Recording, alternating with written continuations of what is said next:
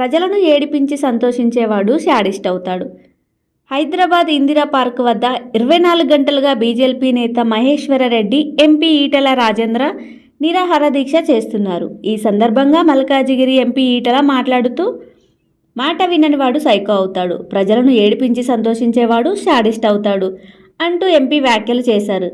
కాంగ్రెస్ తాట తీసే శక్తి ప్రజలకు, రైతులకు ఉందంటూ ప్రజాక్షేత్రంలో భంగపాటు తప్పదని హెచ్చరించారు. మీ అంతరాత్మ సాక్షిగా ఏది అనిపిస్తే అది చెప్పండి. సీఎం రేవంత్ రెడ్డి చెప్పిన చిలుక పలుకులు మాట్లాడితే మీ గౌరవం పోతుంది అని మంత్రి తుమ్మెలను ఉద్దేశించి హితవు పలికారు. ప్రభుత్వం ఇస్తా అన్న 2 లక్షల రూపాయలు రైతుల అకౌంట్లో వేయాలని డిమాండ్ చేశారు.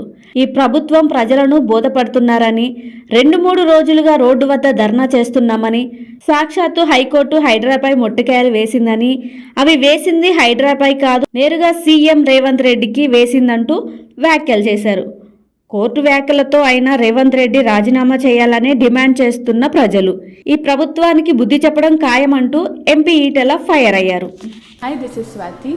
లైక్ చేయండి, షేర్ చేయండి, కమెంట్ చేయండి అండ్ సబ్స్క్రైబ్ చేయండి GR TV. Hi, this is Monica. Please like, share and subscribe GR TV.